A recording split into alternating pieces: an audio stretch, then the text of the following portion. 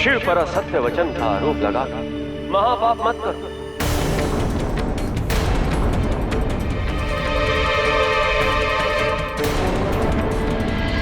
ऋषि अथर्व ने जो कुछ भी संग्रहित किया है उसका एक एक शब्द मेरे ही मुख से निकला है।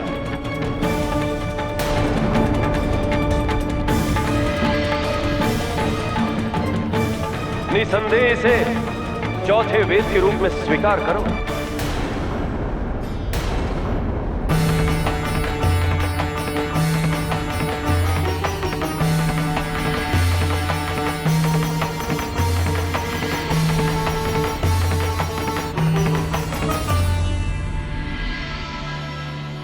यस्य निश्वसितं वेद यो वेदेभ्यो अखिलं जगत् निर्ममे तमहं वन्दे विद्यातीर्थम महेश्वरम। जिसने अपने निश्वास द्वारा वेदों को उत्पन्न किया,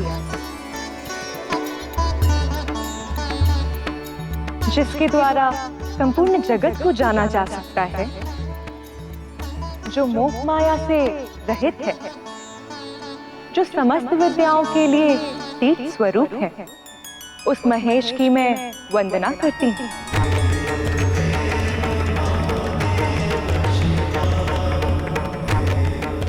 निर्णय तो हो चुका है, अब भी तुम्हें कोई संशय है?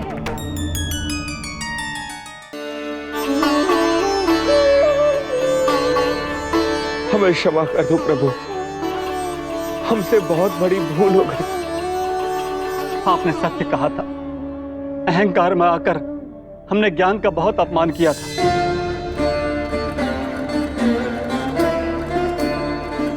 परंतु आपने हमारे अहंकार का विनाश करके हमारी अज्ञानता को दूर कर दिया है प्रभु। आपने दक्षिण दिशा में बैठकर हमें ज्ञान दिया। आज से हम आपकी दक्षिण मूर्ति के रूप में सदैव पूजा करते रहेंगे। आदि अनंत शिव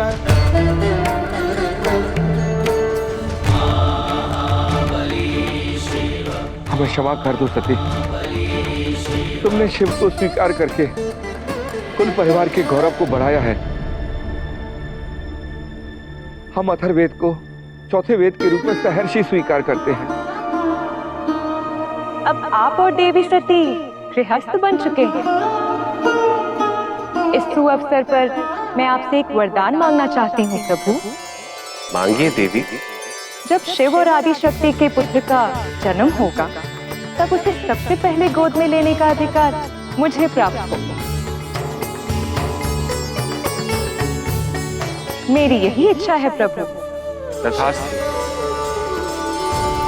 हर हर महादेव, हर हर महादेव, हर हर महादेव, हर हर महादेव, हर हर महादेव।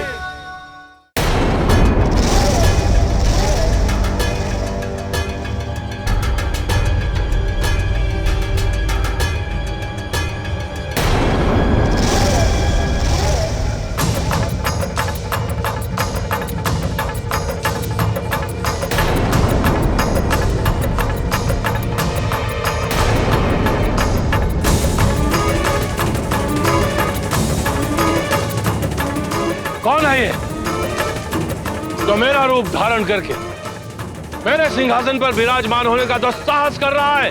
यही तो मैं जानना चाहता हूं चक्री। ये किस बहरूपियों को अपने साथ लेकर आए हो? तुम मुझे इस प्रकार क्यों देख रहे हो?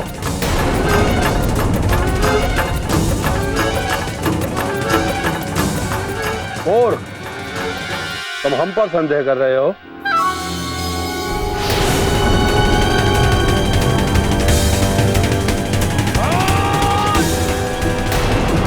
असुरराज,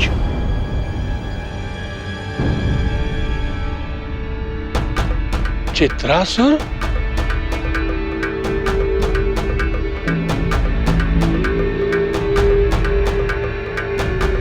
स्वयं आप ही ने बुलाया था, आदेश दीजिए, आपकी सेवा में तत्पर हूं। चित्रासुर, शिव और सती का विवाह हो चुका है, परंतु उनका मिलन नहीं होना चाहिए। तुम्हें उन दोनों के मिलन को रोकना है। और ये कार्य कैसे करना है ये तुम भली भांति जानते हो। जानता हूं, अवश्य जानता हूं। यह शुभ समाचार आपको अति शीघ्र प्राप्त होगा। शांत कैसे बैठ सकते हैं? पिता ब्रह्मदेव द्वारा रचित वेद 3 हैं और 3 ही रहेंगे। शिव कौन होते हैं उसे मान्यता देने वाले? यही कहा था ना तुम सभी ने, ब्रह्मपुत्र, महाज्ञानी कहे जाने वाले संकादिक भ्राता शस्त्रार्थ में पराजित होकर लौट आए, और वो भी एक कपाली से। शिव के ज्ञान का पर्याप्त आकलन ना कर पाना हमारी सबसे बड़ी भूल थी भ्राता प्रजापति। शिव ने यह सिद्ध कर दिखाया है कि वेदों को समझने में वो हमसे और आपसे कहीं अधिक निपुण है। उनके ज्ञान की परिपक्वता की तुलना में हमें ऐसा लगता है जैसे हम सब तो अभी अनभिज्ञ बालक हैं। इसमें कोई संदेह नहीं, तुम लोग अनभिज्ञ बालक हो और सदैव अनभिज्ञ बालक ही रहोगे।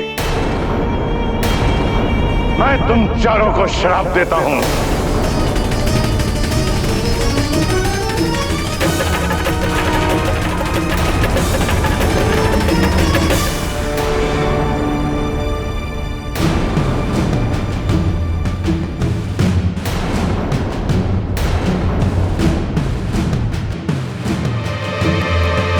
बाल अवस्था में जिज्ञासा सदैव जागृत रहती है। इस जिज्ञासा को मिटाने के लिए हम निरंतर ज्ञान अर्जित करते रहेंगे। आपका ये श्राप तो हमारे लिए वरदान बन गया प्रजापति।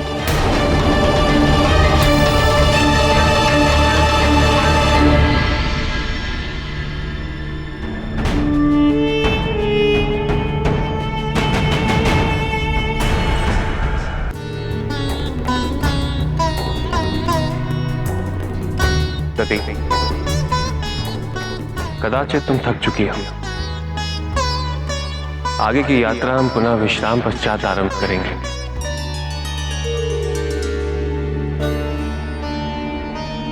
नंदी, शीतल जल की व्यवस्था करो।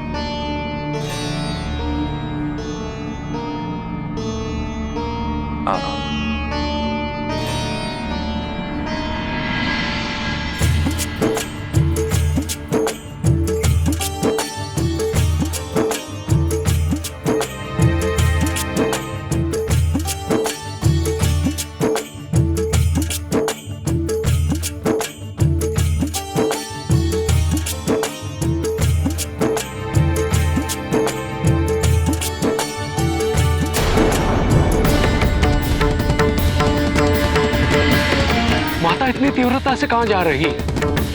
नहीं, मुझे देखना होगा। माते! माते!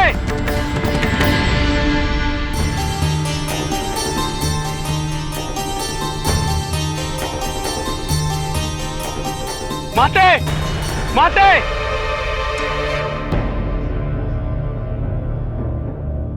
ये तो नंदी है।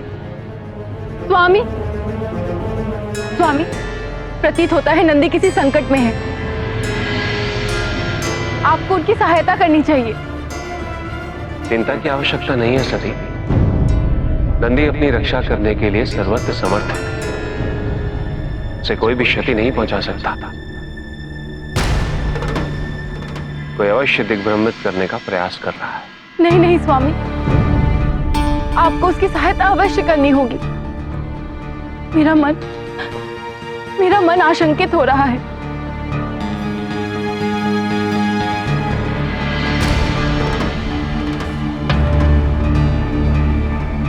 ठीक है सती, किंतु मेरे लौट आने तक तुम ये स्थान छोड़कर कहीं नहीं जाओगे।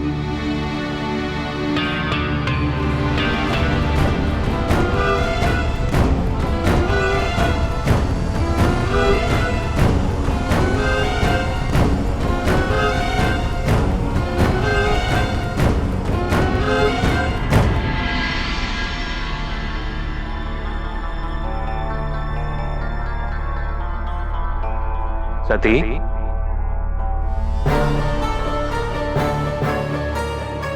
क्या हुआ स्वामी?